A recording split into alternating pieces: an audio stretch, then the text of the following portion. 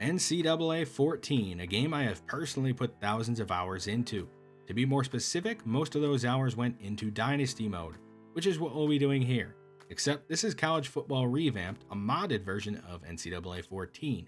The university we'll be starting with here is known for basically everything but football. When you do think of their football team, you think of them being a bottom feeder in the SEC. It is probably fair to think that. I mean, Vanderbilt football has just 3 winning seasons over the last 30 years. Over the past 3, it feels like they have hit rock bottom, going just 5-28 overall, with a 1-24 record in SEC play. That one win in SEC play was also their only Power 5 win of the last 3 years, coming back in 2019 when they defeated Missouri 24-18 at home.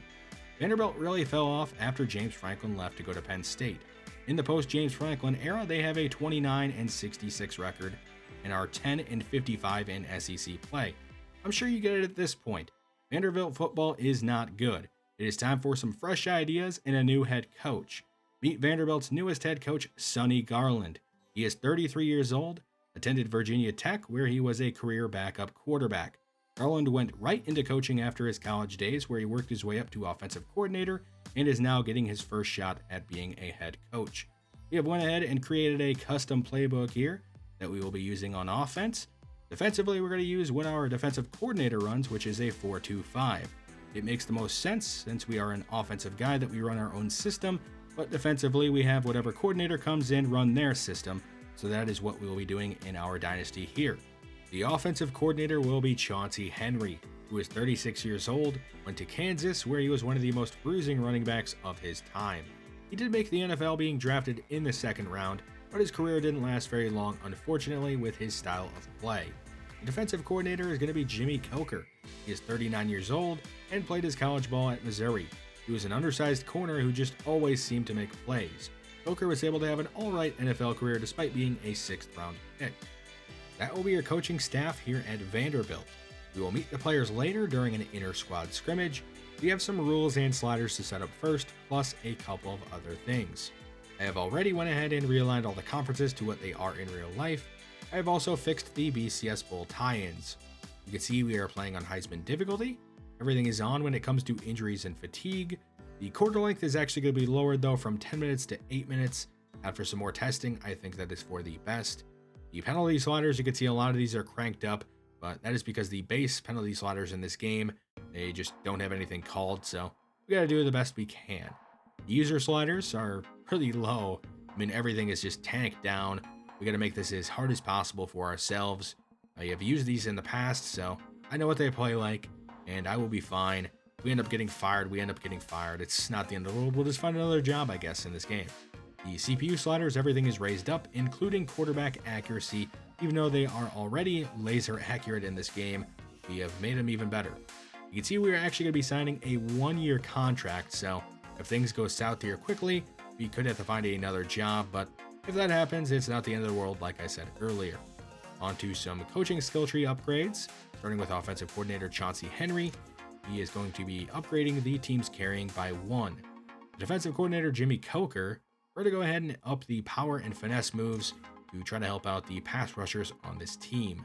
Head coach Sonny Garland is going to upgrade his ability to scout, which is the best way to go here on this coaching skill tree. Garland is going to have to find some hidden gem prospects. Now you can say that about any head coach, but that's going to apply even more here to Coach Garland. Because Vanderbilt, it is known for its academics. So we are requiring all recruits we bring in to have academic prestige in their top 3 of their bonus factors. You might think that doesn't sound too bad, but you're wrong.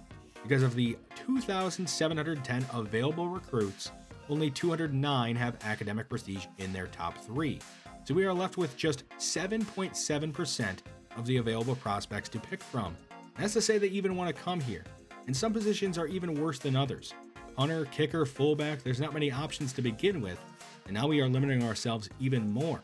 So Harvey Whitfield here might be one of our only options at punter, or might be forced to take a walk-on. Now we are really early in the recruiting process, so I'm not going to be going over too many of these guys until partway into the season and we know more about them. Brian King is one guy that we can talk about. He is 6'4", 215 out of Maryland.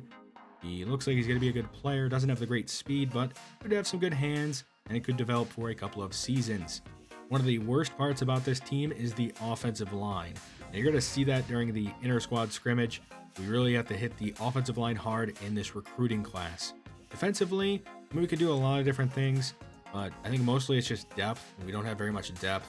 Jason Singletary is a guy that actually wants to be here, so we're going to have him on our board, and let's see, is he actually decent? Well, right now he's trending downward, but hopefully he ends up being okay, and maybe he can turn things around there. Matthew Huggins, another guy that actually wants to come to Vanderbilt over any other school, surprisingly. But unfortunately, he has low zone coverage. That is a bit disappointing. He's going to stay on the board, though, at least for now. It is time to go ahead and meet this Vanderbilt roster.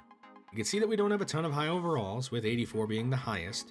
Compare this team to the rest of the SEC, and it looks even worse. At quarterback, we're going to have a battle to determine the starter for game number 1. That's going to take place between Ken Seals, a sophomore, and Mike Wright, also a sophomore. Ken Seals has the edge when it comes to arm strength. Mike Wright has the edge when it comes to mobility. But they're pretty much the same kind of player, so I wouldn't be surprised either way. And I guess we'll just have to wait and see during the inter-squad scrimmage how they both perform. Ramon Davis, a transfer from Temple, is going to be the starting running back here, at least for his junior season. Doesn't have game buster speed, isn't really too shifty, and doesn't have the best hands, but he can do a little bit of everything. Behind him, the running back depth is actually not that bad. We do have a couple of freshmen there at the bottom. James Ziegler III is one guy I'm excited to see how he performs in this inter-squad scrimmage. Dylan Bettis-Pauley is going to be the fullback, but don't expect him to block very well. He is pretty much a running back at that fullback position. At wide receiver, Chris Pierce is our number 1. You can see he has just 74 speed, so not a game buster on that edge, but he does have the best hands on the team. Cam Johnson, if you're expecting big plays, that's the guy to go to. He does have some okay speed, but that acceleration and agility are off the charts. His hands, though, are kind of suspect. Behind those two senior receivers, we do have some solid depth, but we don't really have a speedster that can take the top off of a defense.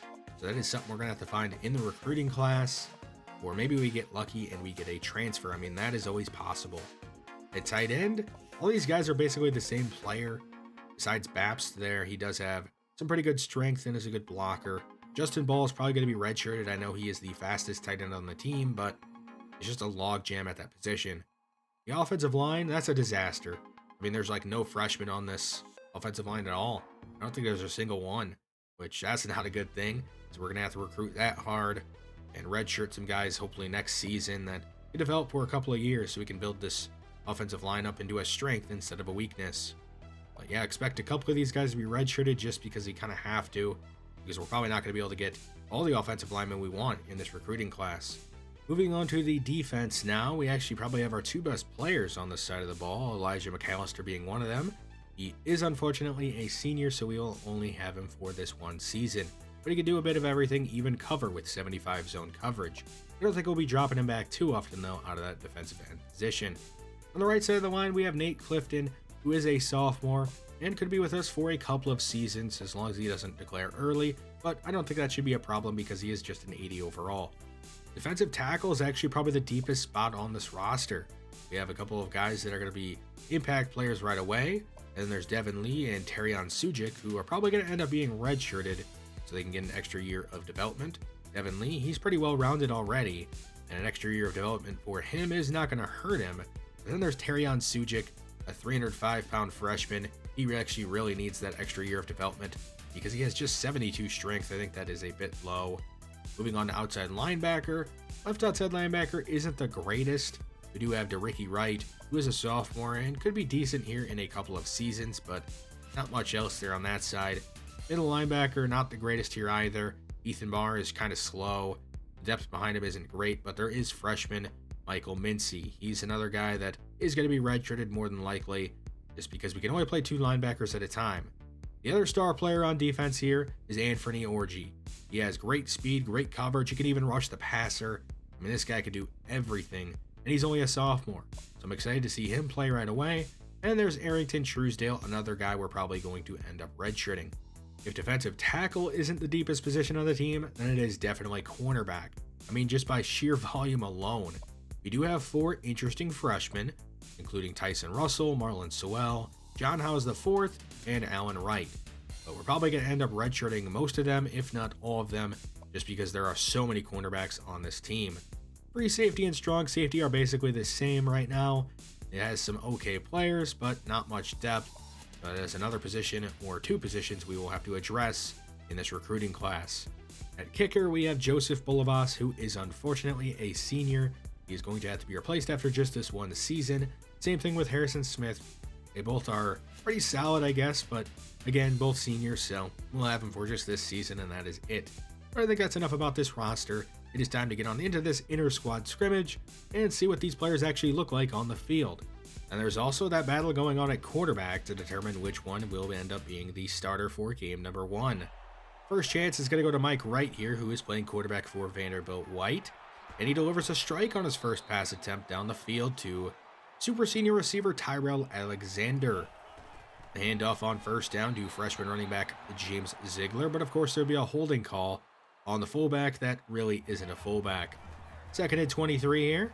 Wright being chased and forced to throw this one away out of bounds. Third and 23. Vanderbilt White goes empty. Screen pass on the right side to Logan Kyle. He made a man miss across midfield. He has a first down and is down at the 35 of Vanderbilt Black. Didn't expect him to have that much speed, but nice play by him, I guess. Mike Wright going downfield on the play action fake and hits Babst on the sideline.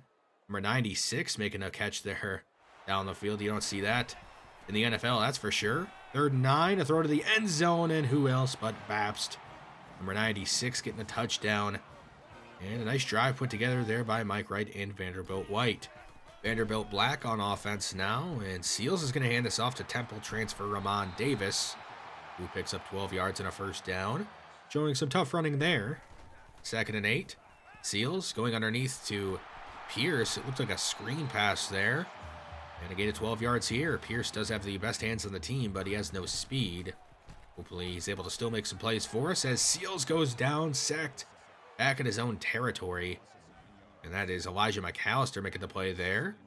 Not the best blocking up front. We're actually going to jump ahead in this one to the end of the first quarter, where Vanderbilt White is facing a 3rd and 8.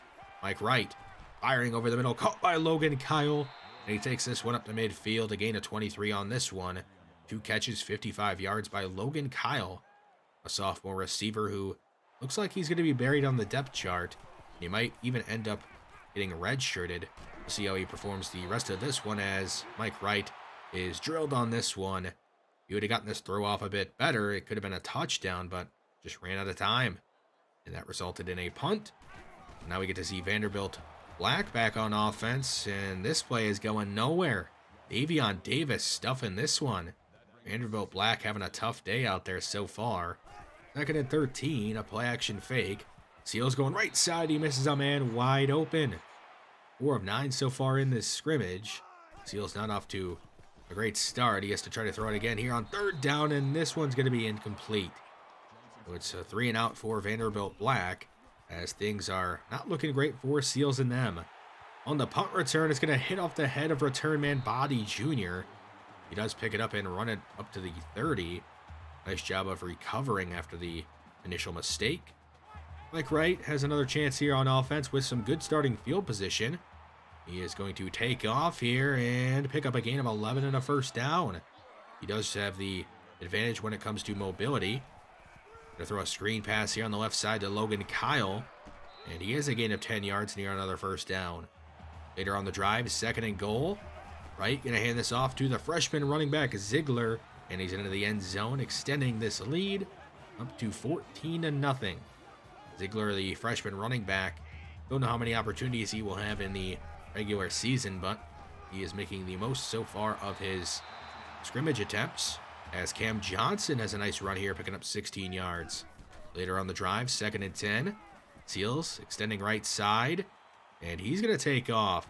Trying to make a man miss. He does pick up a first down and a gain of 14. A couple of plays later here, we have a 3rd and 4. Seals going to try to throw it. Going over the middle, it's broken up off the hands of Bresnahan. Bringing up 4th down. Vanderbilt Black will send on the kicker, Bulovas, to kick this one on through and at least get some points on the board. 14-3, Mike Wright and Vanderbilt White are up, and they have the ball.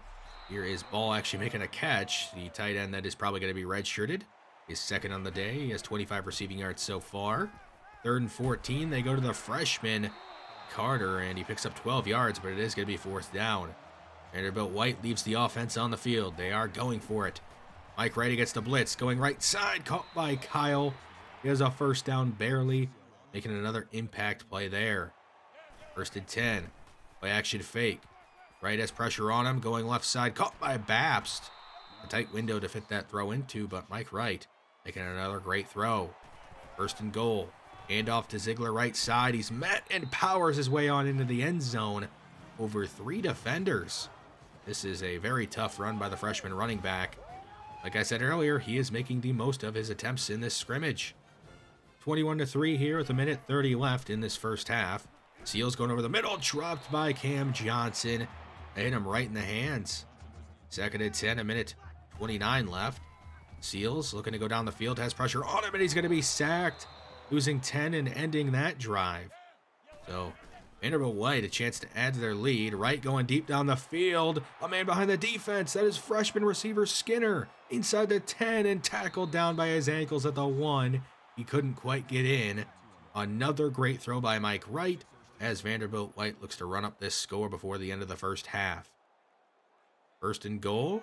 They are under center. It's going to be a handoff to Ziegler, and he's into the end zone untouched for his 3rd rushing touchdown of the first half. And we officially have a blowout here. We're going to jump ahead through the rest of this one pretty quickly. Seals and Vanderbilt Black on offense. This one's off the hands of Johnson, and it's intercepted this time by Mahoney.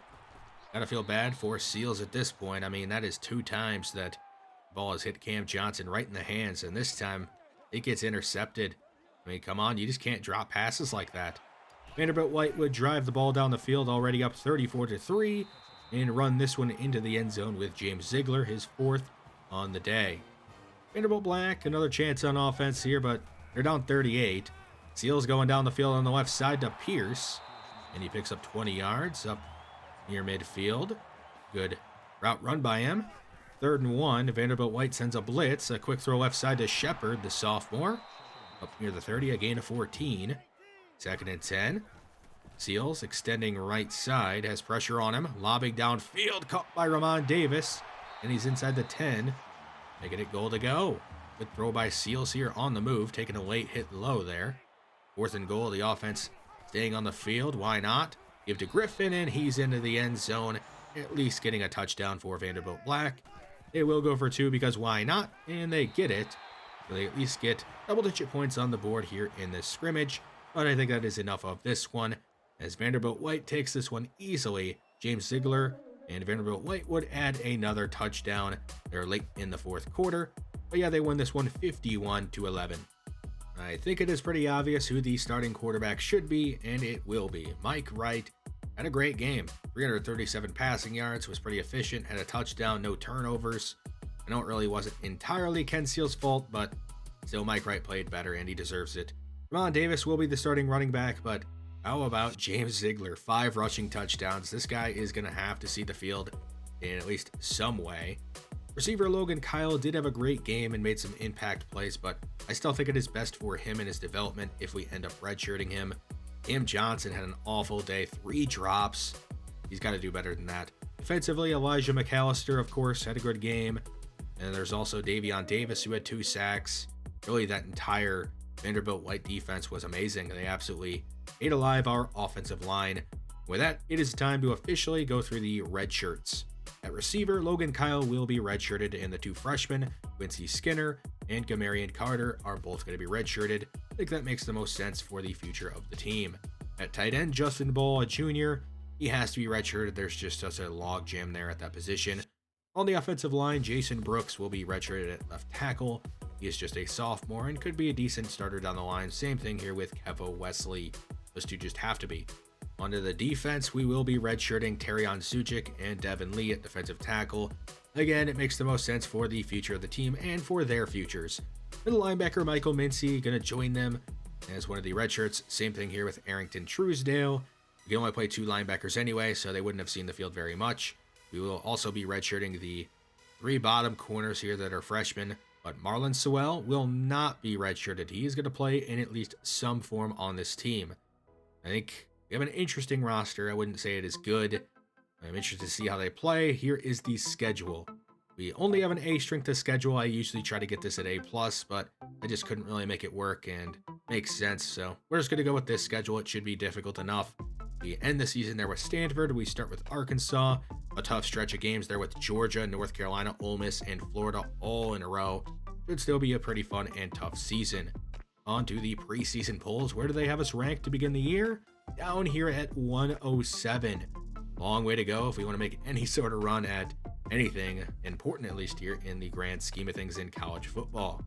The 4-year outlook isn't too great either, with our highest ranking coming in 2015 up at just 59, which is better than 107, but still not great when you compare it to the rest of the SEC. Speaking of the SEC, they got us predicted to finish in last place, down there at 14th. Hopefully we can prove some people wrong and do better than that. When it comes to the toughest places to play, we are sitting there in 34th, which isn't too bad, but we are on a 5-game losing streak, so we need to end that. Our target win goal is just 6, so we want to get to bowl eligibility at least, but you read down below, it says go ahead and grab the reins and lead us to a national championship. Sure, I'll get right on that. Vanderbilt's total of 3 winning seasons in the last 30 years proves that you can win here, definitely. Let's talk a little bit more about recruiting, specifically where we are putting our points now that we are into the regular season and the scouting actually has really opened up. Ryan King is a guy we are going to target heavy. We need more playmakers on the outside.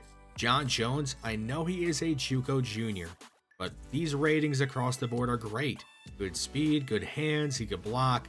I mean, we have to get playmakers, and he'd be a good one to add to the team. The offensive line obviously has no depth. Gary Robinson is just a 2-star prospect, but he has gone up plus 10 through the scouting process. He has great strength, good pass block, good run block. We have to go all in on him. Richard Owens, an undersized corner much like Jimmy Coker was, our defensive coordinator, back in his playing days. And we want to get Richard Owens. He looks like a good player. I know we are stacked at corner, but you can never have enough corners. At kicker, we are targeting Vince Lane, and at punter, we are targeting Harvey Whitfield. We obviously have to get a kicker and punter, otherwise we're going to be stuck with walk-ons next season. I am targeting some other players, but we won't know about any of these races until we move forward into the season, so it's time to talk about our first opponent that we will be taking on, and that will be Arkansas, who of course is favored to beat us. They did win their first game over top of Kentucky on the road, 34-14. In that game, KJ Jefferson had himself a day, running for 79 yards, 3 passing touchdowns, 330 passing yards. He was great.